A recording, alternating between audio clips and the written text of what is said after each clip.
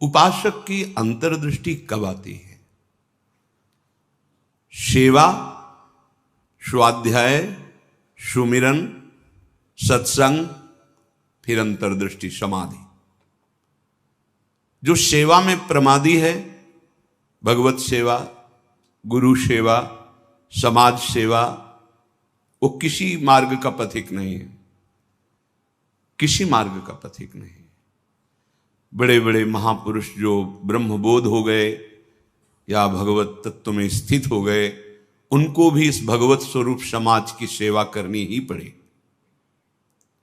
शरीर में जब तक हमारे बल है तब तक हमें समाज स्वरूप, भगवत स्वरूप, गुरु स्वरूप, वो एक ही परमात्मा बैठा है, हमें सेवा में तत्पर रहना है। क्योंकि इस शरीर से बहुत जन्मों में अशुभ कर्म हुए हैं, उनका क्षय सेवा से होता है। प्रगट शरीर से जब हम सेवा करते हैं, इसका प्रभाव मन पर पड़ता है। जो हम क्रियाएं करते हैं उनका प्रभाव मन पर पड़ता है। यदि अशुभ क्रियाएं हैं तो मन गंदा संकल्प करने वाला मलिन होता चला जाएगा। शुभ क्रियाएं हैं तो थोड़ा पवित्र होता जाए। लेकिन आपकी शुभ अशुभ दोनों से परे क्रियाएं भगवत स्वरूप, तो आपका मन भगवत स्वरूप हो जाएगा।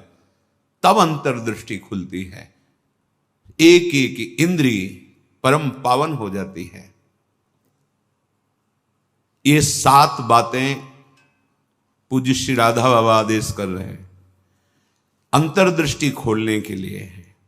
साधक प्राणों की बाजी लगा करके भी इनका कभी उल्लंघन न करे तो 4 अनर्थों का अपने आप नाश हो जाता है। आगे वर्णन आएगा। प्रेम ही अंतर्दृष्टि है। प्रेम नेत्र, हरिवंश नेत्र, हिय के नयन निहार, अंतर्दृष्टि, ये एक ही शब्द के बहुत से पर्यायवाची हैं। प्रेम नेत्र कह रहे प्रेम न बाड़ी नीपजे, प्रेम न हाट बिकाए, राजा परजा जेहि रुचे, शीस दे ले जाए। समझो, प्रेम ये बाजारू वस्तु नहीं कि खरीद लोगे पैसा देके। प्रेम ये ऐसा नहीं कि खेती बाड़ी है आप मेहनत करके इसे उपजा लोगे, नहीं। बोले चाहे राजा हो या प्रजा हो, जिसे भी प्रेम चाहिए शीस दे ले जाए। नारायण अति कठिन है हरि मिलन की बाट, या में पग पीछे धरे, प्रथम शीस दे काट। प्रथम शीस दे काट, शीस दे ले जाए, इसका क्या भाव होता है? अहम का समर्पण, बिका हुआ मैं हूं, मेरी कोई इच्छा नहीं, मेरी कोई चाह नहीं, अब जो ही कहें करें हम सोई, और जैसा वो करते हैं जोई जोई प्यारो करे, सोई मुझे भावे। बात हो गई। प्रेम नेत्र खुलने का अधिकारी हो गया। ये अहम ही तो नचा रहा है। ये कभी वैराग्य में बैठा लेगा, कभी तपस्या में, कभी भोगों में, कभी प्रमाद में। इसके अनुसार थोड़ी भूमिकाएं बनती हैं भक्ति की या ज्ञान की। आचार्यवाणी, गुरुवाणी, उनकी आज्ञा अनुसार चलने पर हृदय में भूमिकाएं जागृत होती रहती हैं। ये अहंकारी देहाभिमानी सुधरना ही नहीं चाहता, मनमानी आचरण करना चाहता है।